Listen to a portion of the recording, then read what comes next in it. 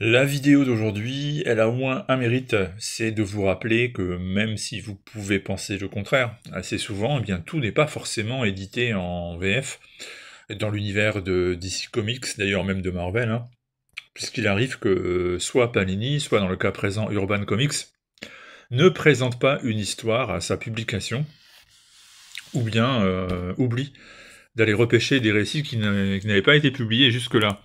Créature Commando qui présente Frankenstein, c'est donc un exemple de ces récits, jusqu'ici inédits, et on va retrouver donc des histoires qui remontent à une certaine époque, on est durant la phase Infinite Crisis, donc ça nous rajeunit pas tout ça.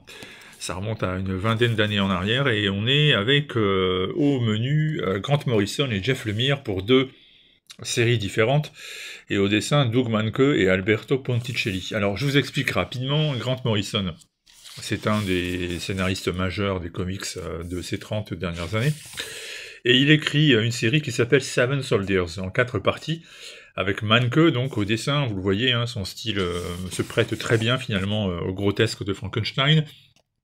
Le monstre de Frankenstein, qui est ici présenté dans une version très cool, hein, il est... en fait, on dirait un personnage sûr de lui, qui sait ce qu'il veut faire, une espèce de force de la nature inarrêtable, on ne peut pas la contrer, et en même temps, il a cette diction, il a cette capacité de parler avec des phrases shakespeariennes, qui en font un personnage attachant et très particulier. Et il va se frotter donc avec un adolescent, vous le voyez, pas forcément le plus populaire, et pour cause, je veux pas être... on va pas faire de la grossophobie ou de la lédophobie, appelons ça comme on veut, mais en tout cas, c'est vrai que le gamin en question n'est pas franchement populaire dans son lycée, et il va réussir à convaincre les autres d'épouser sa façon de voir les choses, en leur transmettant une forme de parasite psychique qui va s'emparer d'eux et les pousser à des tendances suicidaires.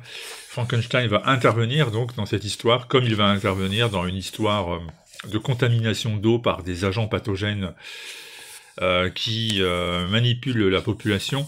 Donc c'est 4 petites histoires où on verra même également Frankenstein sur Mars, qui permettent à Morrison de faire preuve de ce qu'il sait faire le mieux, c'est-à-dire des récits complètement barrés, où il faut tout de même parfois s'accrocher pour tout comprendre, avec notamment une vision de la science et de l'histoire de DC Comics qui est ici récupérée et essorée, et c'est ce qui fait tout l'intérêt de ces épisodes. Et à la suite de ça, Jeff Lemire, lui, va s'emparer du personnage de Frankenstein pour écrire sa propre série, durant laquelle Frankenstein va rejoindre le Shade. Alors, le Shade, c'est quoi il vaut mieux le savoir si vous voulez comprendre ce qui se passe dans Frankenstein Agent of Shade, qui est le nom de la série officielle écrite par Lemire, dessinée par Ponticelli, travail très correct de l'artiste italien. Vous avez tout simplement donc Frankenstein qui est recruté par cette agence gouvernementale secrète, qui s'occupe de missions particulièrement délicates où la technologie est à l'honneur. D'ailleurs, par exemple, le quartier général du Shade s'appelle la Fourmilière, et en réalité, il n'est pas plus gros qu'une espèce d'œuf de 8 cm de diamètre, mais à l'intérieur, on y trouve toutes sortes de merveilles technologiques. Et Frankenstein fait partie de la nouvelle équipe qui va travailler pour le Shade. Il n'est pas seul, puisqu'il y a d'autres monstres comme lui, à commencer par celle qui fut son épouse, mais on trouve aussi un loup-garou. Dans l'équipe, on trouve aussi une momie, vous voyez. Donc voilà la nouvelle fine équipe que le Shade utilise à son service, des monstres, et ça tombe bien, puisqu'ils vont devoir se mesurer avec carrément une espèce de planète parasite qui débarque sur la nôtre, et qui risque d'entraîner la fin du monde. Et puis ces épisodes sont aussi reliés, je vous l'ai dit, à la période Infinite Crisis notamment, avec la chasse à un personnage cher à Jack Kirby, qui s'appelle Omak, qu'on retrouve à la fin de cet album. Alors c'est un peu fouillis, hein, Jeff Lemire a déjà écrit des choses beaucoup plus simples et beaucoup plus belles. Allez, on va dire que c'était du Lemire engagé par DC pour faire quelque chose sur commande, donc il était moins inspiré peut-être.